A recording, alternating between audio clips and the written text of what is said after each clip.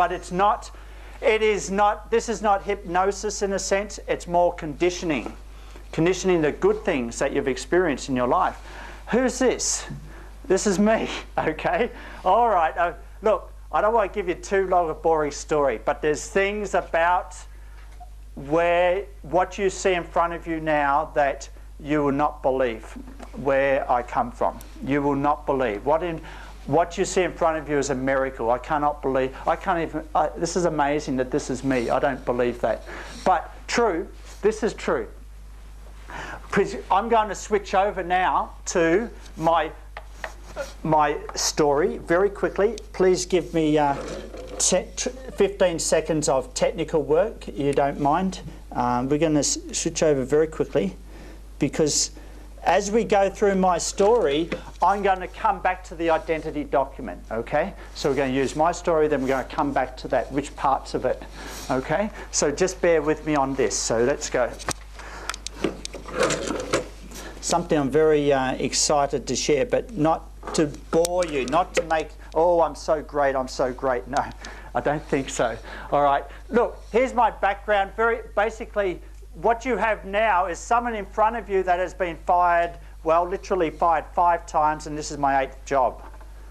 5 times. Wow. You know, well, you know, what various definitions of fired. It doesn't mean, you know, kicked out of a country or something like that. I can go in any country. I'm not a criminal, okay? All right, it's not that bad. All right, I don't mean that. All right, asked to leave. It's sort of not directly asked, but politely say, oh, Neil, I think your career is not really here. All right, you understand that, right? No one ever fires you. They say, you know, oh, Stephanie, oh, I don't think you're really cut out for this position. Okay, I think there's a better cutting in another organisation. You understand what I mean. And we will do our best to help you manage the transition. Okay, that's what I mean. It's sort of like that, okay? How many of you know what I'm talking about? How many of you have experienced the same? Hey? You will. It will happen. And look, when it does happen, I'm here to tell you that it's probably a good thing. It's a good thing to happen. It's a good thing. It's not a negative. It's one of those bullets that will hit you and knock you down and you think, okay, I'm coming back. It's a good thing. All right? So lots of look, these were never direct, okay? I just put it in short form, okay? All right? So I look back on this, I think, wow, I would not be here today if I hadn't have done my 1st, 2nd, 3rd, 4th, 5th, 6th, 7th job. That's the way it is. That's my story, and I'm proud of every little part there. The model story that a lot of students are told today is, oh, there's your Year 10 certificate. You can go all the way to your perfect job here without any problem. And here are the rules, and here's how you get there. I don't know anyone I've met where that's happened, okay? That's not the reality, okay? So, a lot of bullets. Look, oh, wow, did I do all that? Look, I can't believe it. Look, I wrote all these papers. How can someone... Wow. In 1982, after I failed selling insurance for 12 months, 2 years, I was selling insurance for 2 years. I didn't sell a policy. And the director said, Neil, I don't think you're really cut out for this. And then I'm thinking, okay, I might go be an accountant, or be a teacher or a motivator, because during selling insurance I really felt that, you know, you listen to a lot of motivation sales tapes, and so I got to understand how to motivate people and sales and all of that, right? But I didn't sell any policies, okay, all right? I'm just fast forwarding on my 2nd job. The 1st job is even more interesting, but more about that in a minute. I'm like a movie. I want to jump to the end. It's sort of halfway, then we jump back. You're all used to those movies these days, so I'll give you the same experience. Okay, so we're jumping into the middle part of the movie here, right? Anyway, in the middle part of the movie, to say, Neil, you want to be a motivational speaker? You want to be a teacher? You want to be an accountant? You dropped out of school 3 months into Year 5. You did remedial English when you were in Year 4. You did speech therapy at primary school. You haven't got an undergraduate degree and you want to be an accountant. You want to be a professor. Yeah. And they're going to laugh at you. People are going to laugh at you once you start talking to them about what you wrote here, your dream. People are going to laugh at you, but you're going to laugh at them. Because you know Frank Sinatra, he said the best revenge is massive success. That's the only way to come back. And you can come back again and again and again by getting that success in there. So don't be afraid of telling people about your dream. Okay? Often you don't want to tell people because people are going to laugh at you. Well, people laughed at me. So how did I get from... I did remedial English in year 10, secondary school. I dropped out 3 months into year 11. How come I'm a professor here today? It's a miracle. I don't believe it sometimes. So, I've asked you to take your card. One side, write your dream. On the other side, you can write your greatest fear. Look, I'll just give you 10 seconds for that, but do write your fear for that. I don't want you, in other words, I don't want you to spend too much time on your fears, but it does have significance because we do think about one or the other at any point in time. So if you haven't got any fears, that's great. Come and share with me your secrets, all right? I want to know, okay? But do write down your fear, write it down on the other side of the card. There's a symbolism in doing that because we don't want you to see the fear on the same side as your dream. Are you with me on that? It should be on the opposite side of the card, okay? So now, if I ask you to hold up your card, we see one side dream and the other side fear, right?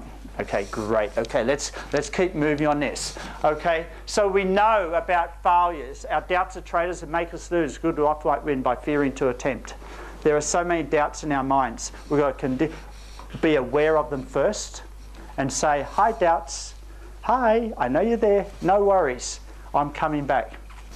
I'm still coming back. Just be aware. It's not like you can stop it, but yeah, be aware. Okay, so that's where I grew up, in Mildura. Let's go back to the first part of my story very, very quickly. Look, I grew up on a fruit block. That's me picking grapes back in 1987. Mum and Dad got kicked off the fruit block. We actually grew grapes that go into the wine that you drink. I know what a chicken looks like. I know what a cow looks like. Many people these days just think, oh, chicken rice, and they think about milk that goes in your tea. Well, I know where it comes from. We had that on our farm, okay? My uncle had a dairy farm where we used to milk cows, so I know where everything comes from. So, I was asked to leave the block. Family went to rental accommodation. That's basically equivalent to the subsidised housing that's in various Asian countries, even in Singapore, okay? So, there were no great expectations at us kids. Mum and Dad gave us lots of encouragement. Guys, girls, how many of you would be proud to go home to your parents and show them this report card? Look at this. Year 9, English, C. Geography, B. Science, C. They're my report cards. Okay? Wow. All right? Geography, science, social science enrichment. See, we did enrichment over there. I got a B. All right, so this is in grade 9. Overall grade agriculture. They teach agriculture in Australia, okay? You understand that, all right? Lots of agriculture going on over there. All right, English, overall grade, what? D in year 10. And you call yourself a professor? Wow. Okay, so let's keep moving here. C, C, C, and B. Music. So they're my report cards. There's me in 1983. That's just after I ran 10 kilometres in 37 minutes. And I did the standard chartered marathon 10K. I did a half marathon, but I always run the first 10K fast, see what time I can do. Last year I did it just 10 minutes longer, 47 minutes. Okay. Now, more about the physical side of things is very that helped me get confidence back, but the physical did do a lot to change in my life. Okay, the physical did help a lot. And now remember, that's the third part of the emotion. Emotions, your thought, your physical. We're going to do a physical exercise in a minute. But there's my brothers. Larry, he's a lecturer. Peter, my older brother, he's a senior inspector of police in Melbourne, Australia, and he's very nicely said to me that if any of you go to Australia, he can arrange free pickup in the police van at the airport and free accommodation in the cells where he works. So I just want to make you aware of this offer, that any of you just contact me and we can organise that. And my younger sister, the best mum in the world, she's got 7 kids. 7 kids. And they're unbelievable, amazing. Okay, all right. That's me working on the grapes. That's me football umpiring. This is what happened. This transformed me. How many of you have been in secondary school and you feel like, you know, you're not the really popular one? Or you're sort of just average, you're not standing out. No, I wish I could run as fast as her. I wish I could sing as well as her. I wish I could do mathematics as well as that person. How many of you felt that at school? It happened? Yes, that was me too. Until when we moved in Mildura, we got kicked off the fruit block, and Dad said, "Oh, we're going to get you kids involved in football umpiring." I said, "Can we make money with that?" "Sure, you get paid." "Okay, I'm in for that." Then I realised that you got to go to training on Tuesday and you run 10 to 15 kilometres. You go to training on Thursday and you run 10 to 15 kilometres. And then you go and do umpiring on the Saturday and you run another 10 to 15 kilometres. And suddenly, guess what? In year 10, at the start of that year, when I started umpiring, I was sort of last in cross country. By the end of that year, I came 3rd. And I thought, wow. And suddenly, Neil's coming alive now. That physical transformation does a lot for the confidence. It did a lot for my confidence. And so the big thing I want you to do now is the physical. Remember, we haven't done much of the physical. You got sweaty palms for that video I showed you earlier. But what I want you to do now is, can you all stand up? Sorry, I apologise to stand you up now. But this is something, and some of you have been in my class and you've probably seen, I give my own students this exercise to do, especially if they have a boring professor in the lecture. Okay? Here is something you can do in the lecture. How many of you have been in a lecture where the professor is boring, sending you to sleep? Yeah, don't show hands, please. It's being recorded, okay? This is the top school in Asia. That doesn't happen. All right, now, just very, very quickly, what's important is, what I want you to do is take a deep breath and hold it for as long as you can. Now, you don't have to participate. I don't take any responsibility for this. But I'm going to hold mine for 10 seconds, but you know you can hold it for longer if you need to, all right? So, you ready? 1, 2, 3.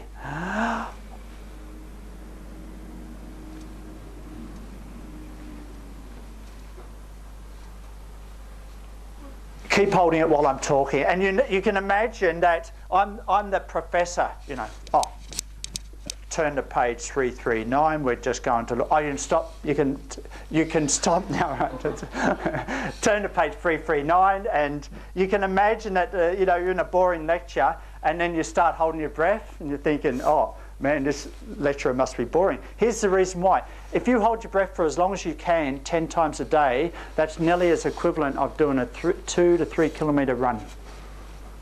How many of you didn't know that? You know that now.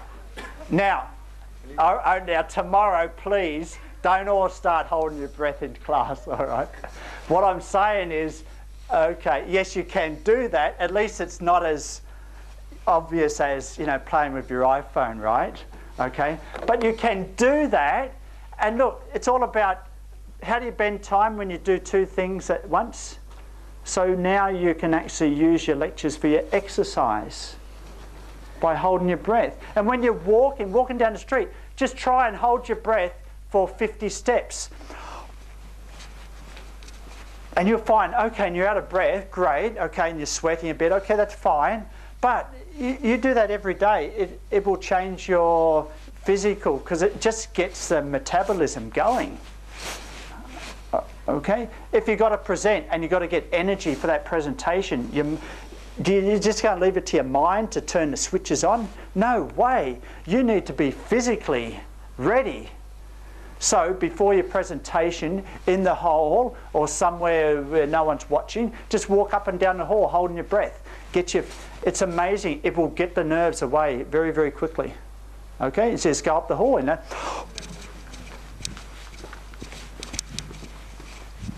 And just hold it for as long as you can, for 50 steps, and it really gets things going. You don't have to think. It's just something that you can do, and it really can prepare you for things that you're not even prepared well for in the past. Okay, and sit down now. All right, please.